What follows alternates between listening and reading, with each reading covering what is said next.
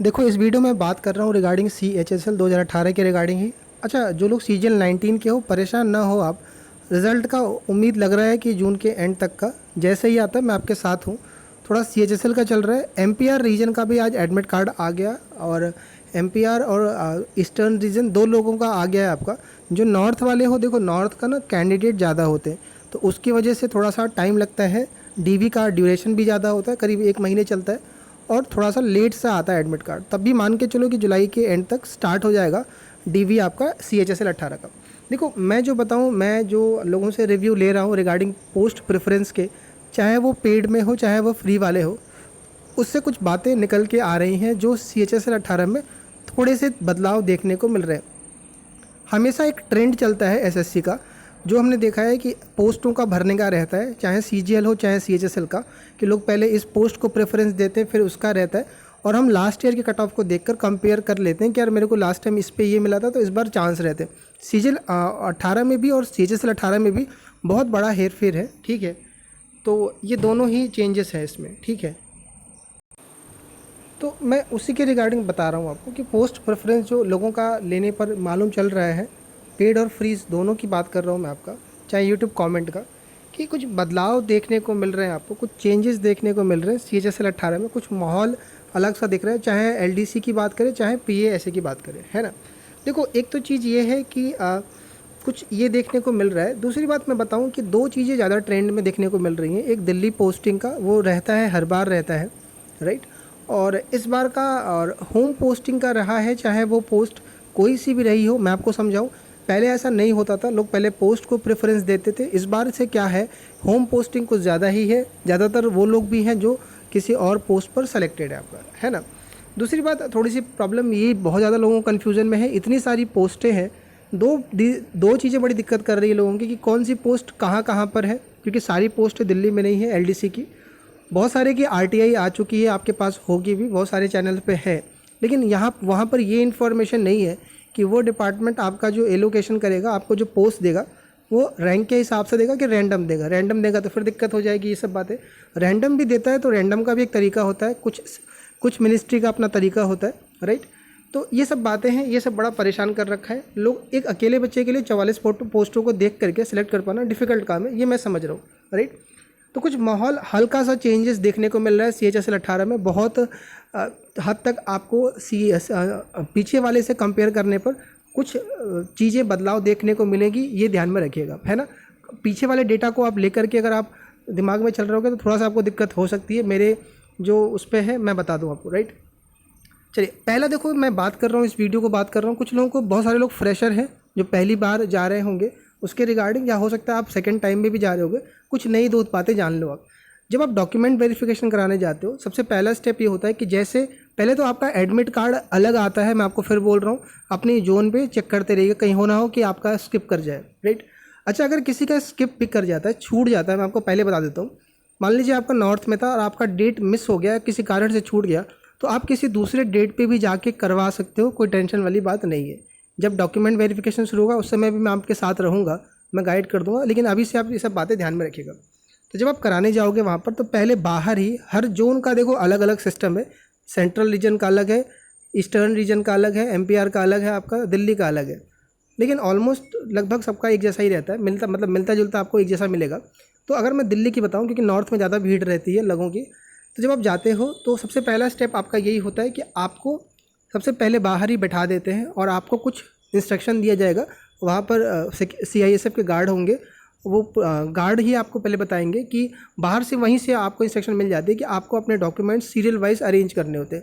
वो बोल देंगे आपको कि अपनी ID प्रूफ, आपका 10th 12th की फ़ोटो कॉपी जो है उसको निकाल के उस पर अपना सिग्नेचर, डेट डाल दीजिए, उसको सेल्फ अटेस्टेशन कहते हैं, उसको कर लीजिए पहले से।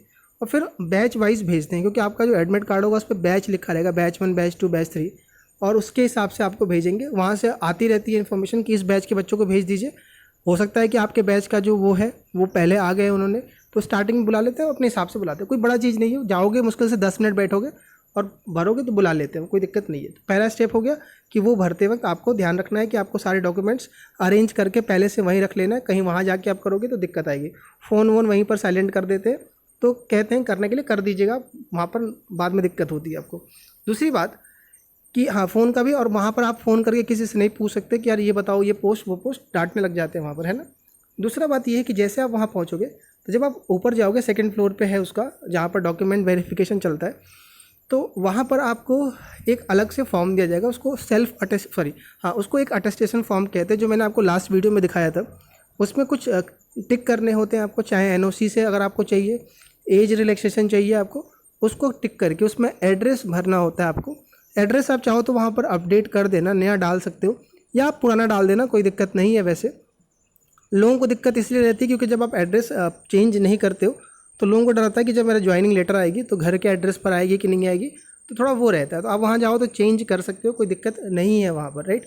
वैसे चेंज मत करिएगा, मेरी राय है, जो एडमिट कार्ड पे वही डालिएगा, क्योंकि जब डॉक्यूमेंट वेरिफिकेशन आपका वो कराता है, आपका क्या नाम है, डिपार्टमेंट कराएगा आपका, तो वहाँ पर आप दोबारा चेंज कर लेना डिपार्टमेंट जाकर, है ना। तो उस अटेस्टेशन फॉर्म में आपको भर के सब साइन करके वो देना होगा, और उसके बाद आपको ना एक वो फाइल दे देंगे वहाँ पर, और फाइल से काम स्टार्ट हो जाएगा। एक आपकी फ़ाइल बनती है, उस फाइल के ऊपर आपका कौन सा एग्ज़ाम है, जैसे CHSL 18 है वो लिखना रहेगा, आपका नाम लिखना रहेगा, कुछ डिटेल लिखनी रहेगी, और उसके अंदर आपको अपने सारे ये जो फ़ोटोकॉपीज़ हैं वो अरेंज करना होगा। फ़ोटोकॉपी कौन कौन सी ले जानी होती है एडमिट कार्ड पर लिखा होता है, और आपको पता भी है 10th और 12th की ही लगेगी, ग्रेजुएशन नहीं लगेगा, क्योंकि ग्रेजुएशन इसमें रिक्वायरमेंट नहीं थी। इसके अलावा अगर आपका NOC है, अगर आपका कास्ट है, वो सब लगेगा आपका। फ़ोटोकॉपी लगती है आईडी की, आईडी वो ले लीजिएगा जिसमें एड्रेस हो, है ना। तो जब आपको बुलाएंगे वहाँ पर, तो वहाँ पर क्या होता है कि कई सारे काउंटर बने होते हैं, जैसे बैंक के काउंटर बने होते हैं, देखा आपने, वैसे बने होते, सर्कल में सब बैठे होते हैं ऐसे करके सर्कल में, और हर करीब 8-10 बैच वो होते हैं, पैनल होते हैं वहाँ पर। हर पैनल पे 2-2 लोग बैठे होते हैं। एक SSC का ऑफिशियल होगा, मतलब एक SSC का स्टाफ होगा आपका, एक कॉन्ट्रैक्ट बेसिस पे बैठा होता है बंदा जो कंप्यूटर पे एंट्री कर रहा होता है, राइट। तो 2-2 लोग ऐसे करके बैठे होते हैं। आपको जब बुलाया जाएगा, कोई ज़रूरी नहीं है कि रोल नंबर वाइज बुलाया जाए, सीरियल वाइज बुलाया जाए, जो पहले पहुँच गया उसको बुला लेते हैं, कोई दिक्कत नहीं। फिर आपको वो फाइल दिया जाएगा, आप वो फाइल भर दीजिएगा, ठीक है ना। और उसके बाद क्या होगा कि एक कंप्यूटर पे जो आदमी बैठा रहेगा वो आपका डाटा कंप्यूटर में एंटर करता है, और जो ऑफिशियल होता है SSC ऑफिशियल, वो आपकी मैनुअली चेक करता है डॉक्यूमेंट। तो पहले डॉक्यूमेंट आपका मैनुअली चेक होता है, राइट। मैनुअली मतलब आपसे पहले 10th मांगेगा, 12th, जिस सीरियल वाइज मांगेगा आपको वही दिखाना रहेगा, और वो वेरीफाई करेगा आपका, राइट, कि आपका सही है नाम और ये सारी चीज़ें। ये किस चीज़ से मिलाया जाता है आपका, जो उनके पास ये जो आपका डेटा है आपका 10वीं का और जो आपने एंट्री कर रखा है उससे मैच करवाया जाएगा कि आपका सब सही है कि नहीं, डेट ऑफ बर्थ से लेकर के सब कुछ, राइट। अब यहाँ पर ये होता है कि यार जब आप ये डेटा चेक हो जाता है आपका, देन आपको कंप्यूटर स्क्रीन पे जो बगल वाला रहता है वहाँ पर बैठा देते।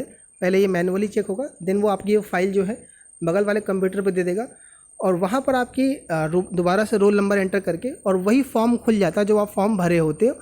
जब फॉर्म अप्लाई करते हैं हम, वो वाला फॉर्म खुल जाता है। फिर वो आपसे पूछेगा कि जो कंप्यूटर बनता है कि नाम, फादर के नेम में कोई चेंज करना है, मदर के नेम में कोई चेंजेस होता है तो वो पूछा जाता है आपसे। फिर 10वीं के 12वीं के परसेंटेज में कोई चेंजेस करना है तो वो भी बोलता है आपसे, और ये सारी चीज़ें वहाँ पर एक बार क्रॉस वेरीफाई हो जाती है। 2 स्क्रीन लगे होते हैं नॉर्थ रीजन में, एक उसकी तरफ सामने जो बंदा एंट्री कर रहा होगा उसके पास होगा, एक आपके तरफ होगा, ताकि आप देख पाओ कि एंट्री हो क्या रही है सामने उधर, है ना, कहीं कोई मिस्टेक तो नहीं हो रहा है।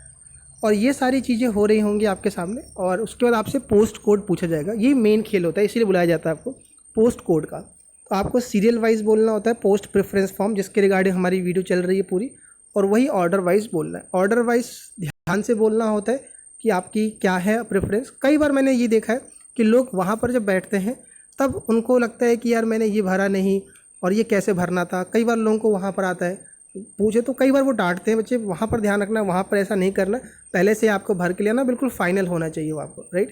तो ये रहेगा आपका, और वो आपको कहेंगे कि आप उससे बोलिए। अच्छा, दिक्कत ये रहती है कि क्या कहीं कोई रिपीट तो नहीं हो जाएगा। मान लीजिए एक ही पोस्ट आपने 2 बार बोल दी, तो ऐसा नहीं होता। कंप्यूटर में एंट्री होती है, कंप्यूटर में जो एंट्री होती है बच्चे वो ऑलरेडी क्रॉस चेक होता है। अगर आपने 2 बार बोल दिया तो वो वहाँ पर एरर दिखा देगा, इसकी टेंशन मत लीजिएगा, राइट। जब वो एंट्री हो जाएगी, कंफर्म हो जाएगी, तो वो उसका प्रिंट आउट निकाल के आपको बगल वाले पर दे देगा, और उसके बाद आपको कहानी हो जाती है। अच्छा, मैं आगे बताता हूँ इसके आगे। अच्छा, जो लोग पोस्ट प्रेफरेंस ले रखे हो, पेड कोर्स फ्री कोर्स दोनों की बात कर रहा हूँ, जिन्होंने मैसेज कर रखा है, थोड़ा टाइम लग रहा है मुझे। रीज़न है कि पहले ना थोड़ा मैं मूड जान रहा हूँ CHSL 18 का मूड, इन द सेंस कि लोग क्या प्रेफरेंस में दे रहे हैं, क्योंकि चेंजेस हुआ है इस बार, 17 की तरह नहीं है। पोस्टल असिस्टेंट को ऊपर दे रहे हैं लोग प्रेफरेंस में, तो मैं थोड़ा सा लोगों का ये देख रहा हूँ क्या है, क्या हिसाब से, उस हिसाब से सजेशन दिया जाएगा। उसके अलावा स्टेट वाइज भी सबकी लगभग आ ही रही है, तो उस हिसाब से देख करके सजेशन मिल रहा है आपको। और देखो सजेशन कुछ मेरा, देखो मैं आपको फिर बोल रहा हूँ कि पोस्ट आपको लेनी है, मार्क्स आपके हैं, नंबर आपके हैं, नौकरी आपको करनी है, राइट। तो फैसला भी आपका ही है और आपके पास इतनी समझ है, बस वही कि थोड़ा सा गाइडेंस चाहिए हो रहा होता है हल्की से कुछ बातों को लेकर के, वही आपका क्लियर हो जाता है तो चीज़ें हो जाती हैं। कोई बहुत बड़ी बात नहीं होती है इसमें कि मैं आपको कोई बहुत बड़ा वो दे दूंगा कि यार ये है, यही भर दो, तुम्हारे यही पोस्ट मिल जाएगी, ये नंबर पे है। बस ये होता है कि आपको थोड़ा सा प्रेशर कम हो जाता है, चीज़ों को शॉर्ट करना आपको हो जाता है, कोई दिक्कत नहीं रहता आपको। तो थोड़ा सा टाइम लग रहा है मुझे थोड़ा लोगों से बात करने में, और ऊपर से नॉर्थ का भी एडमिट कार्ड नहीं आया है, तो थोड़ा मैं समय ले रहा हूँ इसमें लेकर के। तो परेशान मत होना, किसी ने अगर पेड कर रखा है, वैसे मैसेज सबको पहुँच जा रहा है, टेंशन मत लो। और थोड़ा सा बात करके ही करने में ठीक है, ताकि थोड़ा सा और एक्यूरेट मिल पाए। और ये भी मत सोचना है कि यार इतने सब बातें बता रहे हो, आप बोल रहे हो तो फिर मुझे मिलेगा कि नहीं। यार देखो, जिसकी जो नंबर है वो तो वो भरेगा ही, लेकिन जब पता रहता है, थोड़ा सा हम सेफ्टी से कर रहे होते तो हो सकता है थोड़ा सा अच्छे से हम करें तो हमारा पोस्ट ठीक सा मिल पाए, है ना। बाकी जिनके नंबर जैसे वो तो भरेंगे, लोग जिनको डॉक्यूमेंट स्किप करना है वो करेगा, जिसको जाना है हमें पता है कितनी बार बोलोगे आप, वो नहीं मानेंगे इस बात को। तो ये चीज़ें तो हैं, लेकिन मान के चलो बहुत सारे लोग डॉक्यूमेंट वेरिफिकेशन स्किप कर रहे हैं, इस बात को आप मान के चलेगा, राइट। अच्छा, तो मैं बताऊँ उसके बाद क्या होगा कि आपका जो प्रिंट आउट है वो प्रिंट आउट निकाल के दे देगा कंप्यूटर वाला बंदा, जो ऑफिशियल रहेगा एसएससी वाला, और वो उसको उसकी 2 कॉपी में से 1 कॉपी आपको दे देगा कि जो आपने पोस्ट भरी है, जो आपका डेटा वेरीफाई हुआ है, और एक अपने पास वो रख लेगा उस फाइल में, जो आपकी वो फाइल थी फोटोकॉपी वाली, वो उसमें इनक्लोज कर देगा और वो आपको दे देगा, राइट। वो आपके पास एक प्रूफ रहता है कि आपने डॉक्यूमेंट वेरिफिकेशन क्लियर करा लिए, कोई दिक्कत नहीं है, और आपका पोस्ट प्रेफरेंस जो आपने बोला था उसी हिसाब से हुआ है। कि बाद में कल को रिजल्ट आता है और आपने कोई इधर उधर होता है तो आप उस पर कर सकते हो, वैसे कोई दिक्कत वाली बात नहीं रहती है। अच्छा, ये जो प्रिंट आउट मिलता है कुछ जोन में मिलता है, कुछ में नहीं मिलता है, इसको दिमाग में रखिएगा, वो मैं आगे बता रहा हूँ। तो यहाँ से आपका काम खत्म हो जाएगा, फिर आप वापस आ जाते हैं उसको लेकर के, फाइनल रिजल्ट उसके बाद आती है। अच्छा, कुछ बातें बता देता हूँ डॉक्यूमेंट वेरिफिकेशन में, अभी से बता देता हूँ। सबसे पहली बात कि जो ओबीसी वाले हैं जिनका क्रूशियल डेट का नहीं है, या कोई डेट का चक्कर फंसेगा वहाँ पर, तो आप परेशान मत होना, पैनिक नहीं होंगे आप। आपका प्रोविजनल लिख दिया जाता है, पी लिख दिया जाएगा, और जिसके पास कोई दिक्कत नहीं रहेगा उसके सामने सी लिखा जाता है। सी मतलब क्लियर, पी मतलब प्रोविजनल। प्रोविजनल मतलब ऐसा नहीं कि फेल हो गए आप, प्रोविजनल मतलब ये होता है कि जब आप नौकरी पा जाओगे, किस डिपार्टमेंट में आपको मिल जाएगा, पहले तो आपको पोस्ट मिल जाएगी अगर मार्क्स अच्छे हैं आपको, वो डिपार्टमेंट आपका वेरीफाई करता है, डिपार्टमेंट नहीं रोकता। अभी तक देखा गया ऐसा, जिसका भी प्रोविजनल लिखा गया उसमें कोई इशू नहीं आया है। दूसरी बात, अगर आपके पास कोई सर्टिफिकेट नहीं है, मान लो आपको नहीं पता था कि यार मेरे को ये लेके जाना था, मेरे को वो लेके जाना था, और कई बार नहीं हो पाता, जैसे एनओसी है, कोई भी चीज़ है, तो ऐसा नहीं है कि आपको तुरंत वहाँ पर फेल कर देंगे, आपको टाइम देते हैं। आपको हफ्ते भर का बोलेंगे या 5 दिन का बोलेंगे कि आप 5, 6, 7 दिन ले लो और ला के दे जाना ऑफिस में। यहाँ पर मैं यहाँ पर ये लिख देता हूँ, कुछ वहाँ पर होता है इंस्ट्रक्शन। कई बार मेरे सामने 2-3 बजे, मैं 17 में करा रहा था तो ऐसा हुआ था, कुछ उसका मार्कशीट ग्रेजुएशन का रहे, कोई 1 ईयर का नहीं था, तो उनको बोला कि आप जाके आराम से निकलवा के ले आके दे देना हफ्ते भर का। ऐसा भी कोई रूल होता है, ध्यान रखिएगा। डॉक्यूमेंट वेरिफिकेशन छूट जाता है तो भी टेंशन नहीं है, आप किसी भी डेट पे जाके करवा लेना, किसी भी जोन में अगर आप हो, सभी जोन का बता रहा हूँ। नॉर्थ इंडियन में बोले जाके बस बोलना पड़ेगा कि सर मेरा छूट गया था, तो करवा देंगे आपका अलग से, है ना। और मैं जो प्रिंट आउट का बता रहा हूँ टेंशन मत लीजिएगा। तो ये सारी बातें हैं पोस्ट प्रेफरेंस से लेकर के। पोस्ट प्रेफरेंस के लिए थोड़ा सा आप माइंड शांत करके अपना ऑर्डर देख लीजिए, अपनी ज़रूरतों को देख लीजिए, फिर उसी हिसाब से आप सिलेक्ट करिए। मैं आपके लिए बहुत अच्छे अच्छे वीडियोस पे लेके आ रहा हूँ, थोड़ा सा प्रेशर कम होगा। फ्री पेड दोनों के लिए बातें कर रहा हूँ। पेड के लिए बच्चे इसलिए करना पड़ा, बहुत ज़्यादा डेटा है, बहुत सारे लोग हैं मेरे पास, इस वजह से क्या है कि मैं सबको बात नहीं कर पा रहा था, पॉसिबल नहीं था मेरे पास।